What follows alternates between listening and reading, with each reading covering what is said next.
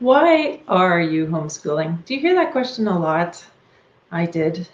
When I heard it, I often was lost for words. Is that you? When somebody asks you, why are you homeschooling? You're kind of fumbling around, looking for answers, and maybe your answer changes depending on who you're talking to. Is that you? That definitely was me. Are you tired of the day-to-day sameness of your homeschool environment? I was. Maybe you need just that to ignite that spark back into your homeschool environment. I want to welcome you and thank you for joining us. You're going to love our topic today. We're talking about why are you homeschooling? My name is Diana Rolston. Welcome to Spark Homeschool Parent. Each week, we bring you strategies to ignite the spark that engages your child's learning. We're starting off a new month and a new focus for the month. We will be talking about purpose for the month of November. If you were able to join us in our previous month, we were talking about strengths, and you will see how strengths help us create our purpose of homeschooling. From here, we will move on to attitude, and that will be next month, and how the purpose of our homeschooling creates and has a huge impact on our attitude, but also the attitude of our children as they are doing their school. I want to welcome you. I have had the opportunity, and I love just connecting with people who are homeschooling, who aren't homeschooling yet, but connecting to the people who are watching this, just so that I get a sense of who you are. Let me know. But I have been able to connect to some of you who aren't quite homeschooling yet, who it's in the back of your mind, and I want to welcome you because you are investing the time in yourself, but also in your children, so that when you do start homeschooling, you just start strong by listening to veterans like myself and others who have gone through this journey. I want to welcome some of you also. I've reconnected with some who homeschooled with me. In our family, some of you know I have 3 boys within 2 years of each other, so our homeschool journey was quite different than many, and some that I used to homeschool with are still homeschooling their young children, so welcome. And we're having trouble streaming to Facebook. I'm not sure what's going on. Oh, I think it's just one of the, anyway, I'm going to continue on. Technology, so much to learn. But some of you have been homeschooling for a long time, and I want to just congratulate you for your perseverance and welcome you, because you know that it's not easy, and it's great to be part of a community so we don't have to do this alone. So welcome to everybody. This conversation is for you if you stumble when you're asked why you homeschool. This conversation is for you if you're not exactly sure how to answer that question. You may know in your heart why you're homeschooling, why you're on this journey, why you are where you are, but you haven't taken the time to put it into words. So this conversation will be for you. Or if you have a difficult time with that day-to-day mundane tasks of homeschooling, it seems that each day rolls into the next and you need just some spark. This conversation is for you. And you're going to see how those all connect to each other. No doubt you're part of a few homeschool communities, and this, why you homeschool and the purpose of your homeschool, is an important topic for all families who find themselves homeschooling. So I ask you and invite you to share this video, share the Spark Homeschool Parent community with other families that you know who would benefit. I'm sure they would be appreciative of that. This is Spark Homeschool Parent, and I'm Diana Rolston. And today's conversation is, why are you homeschooling?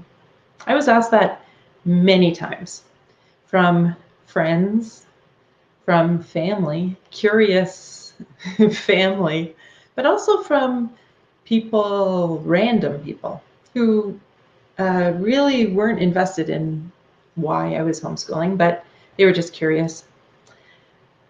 When my eldest was in grade 3, my twins were in grade 1, we had this wonderful opportunity. I have family throughout the world, and one of my cousins was getting married in Australia. So our family was going to go on this extended, fantastic holiday in Australia. So we started homeschooling. It was easy to answer that question. Why was I homeschooling?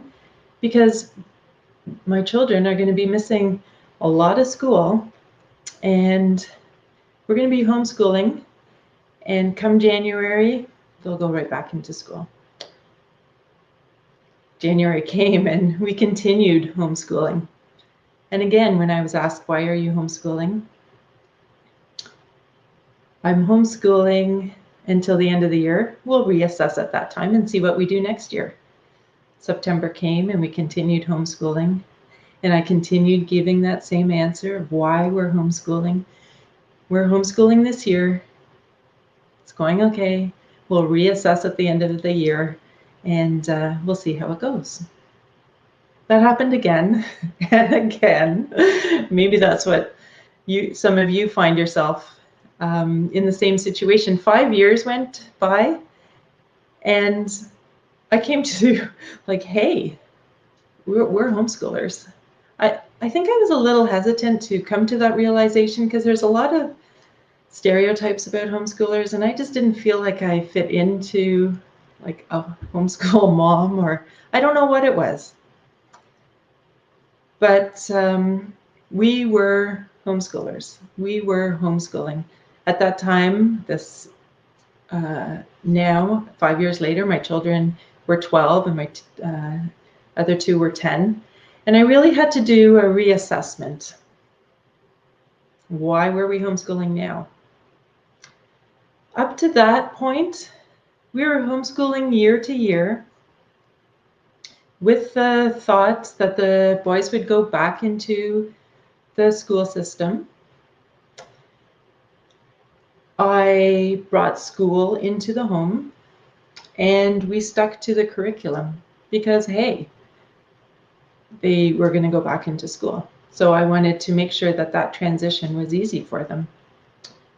My why of homeschooling year to year and reassessing determined my purpose for homeschooling.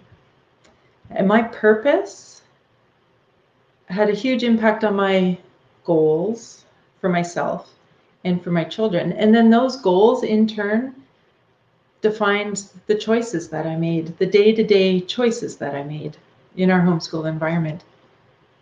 Because of my purpose and the why and the goals determined how I was homeschooling. I was bringing, like I said, school into the home because that's what I knew, and that's where my children were, according to my purpose, where they were going to be going. So I was continuing with that. It determined the subjects that my children studied.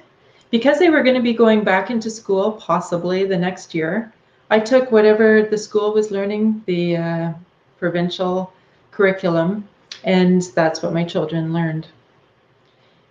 My purpose, which had an impact on my goals, also determined the friends that my children hung out with. Because if we're just doing this temporarily, my kids are going back into school, they're going to, in our minds, those are going to be their friends, their school friends. We were just temporarily dabbling into this homeschool. So why become close friends with these other children that maybe we won't have an opportunity to connect with later on? It also had an impact on the field trips that we did. The field trips that they did were always associated with the curriculum, the extracurriculum and the programs, the co-ops that they were part of, all came from that purpose. And it also my attitude towards our day-to-day, towards our schooling, and also my children's attitude. We'll talk about that more next month. When I told myself that we were homeschooling year to year, it defined my purpose. My purpose defined my goals, and my goals determined our day-to-day decisions. At that time, I was so caught up in the curriculum that the curriculum was my focus, not my children. The curriculum was the measure of our performance. It was a measure of my performance because I was a school teacher, and school teachers get through curriculum every year. For the most part we did, but not always, and when we didn't, I felt like a failure. And I was also using that curriculum as a measure of performance for my children.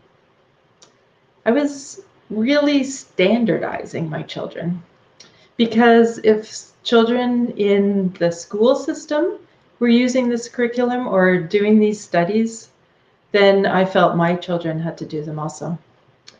But I was comparing them, because when my children didn't live up to the expectations of the curriculum, again, I felt like a failure and put that on them, really.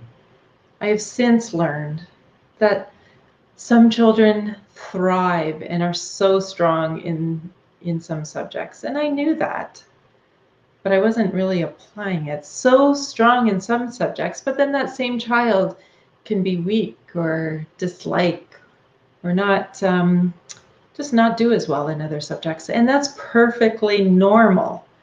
But when I was stuck on that year to year, day to day, stick with the curriculum, I forgot that.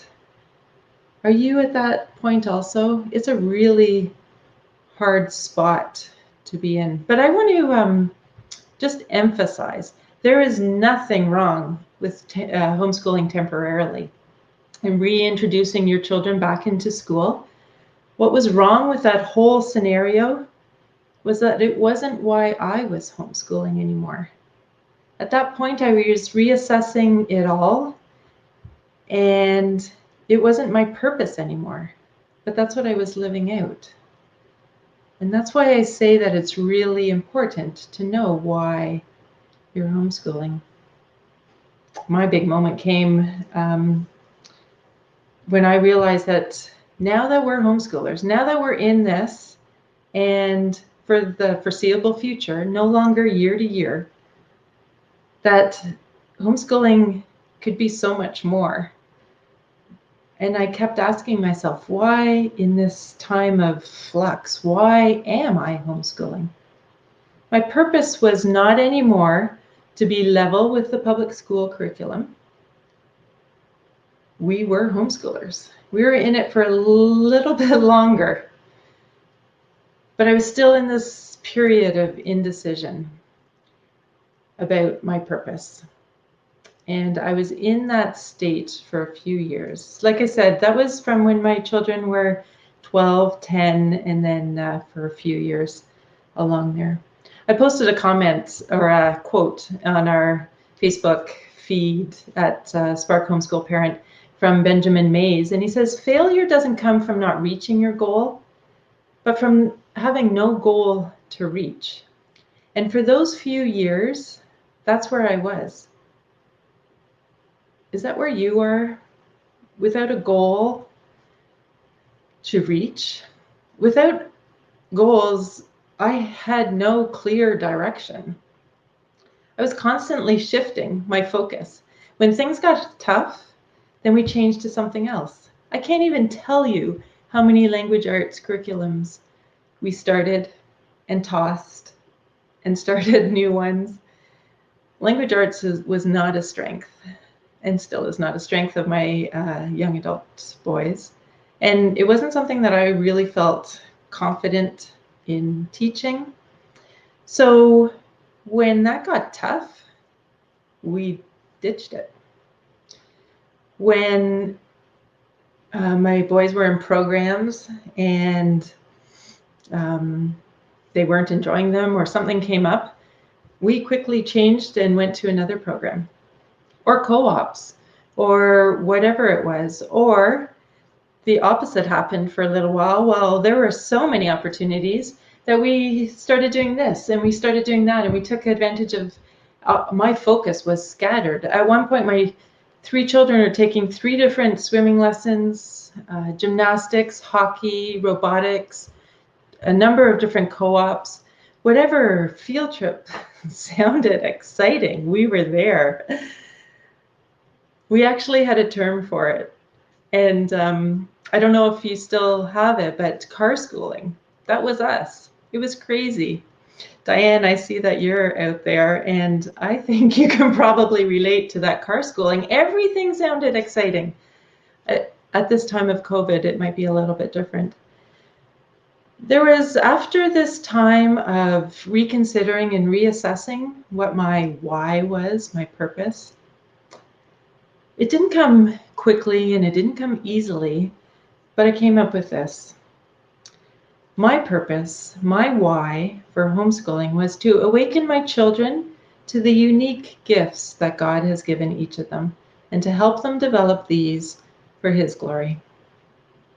What's your purpose? Why are you homeschooling? You will continue to be asked. People won't stop asking, why are you homeschooling? And what you say to them really doesn't matter. But it's what you're telling yourself. Why are you homeschooling? What are you telling yourself? I'll give you a few examples. You may be homeschooling, taking your children out of school because maybe they're delayed in their reading and you really want to develop their reading skills. And what a wonderful opportunity that is, to homeschool your children and then reintroduce them into school, if that's your plan, as strong readers. The choices that you make and the environment that you create for your children will be phonics-based. Maybe educational therapy will be a big part of homeschooling for that child. But you will have a literature-rich environment. Maybe your child has behavioral issues, and that's why you're pulling them from school. And maybe you're going to homeschool for a long period of time, maybe temporarily, until that child matures. The choices that you make may be co-ops, lots of different variety of socializing, lots of one-on-one interactions, whatever it is. Maybe your family is going through a hard time, different family issues, whatever it is, and it's really important right now for your family to connect at this time. If that's your purpose, your decisions are going to be quite different again. Homeschooling can be very successfully a temporary solution. And many of my friends, that was the case. And they would say it absolutely was a success because they knew their purpose for homeschooling.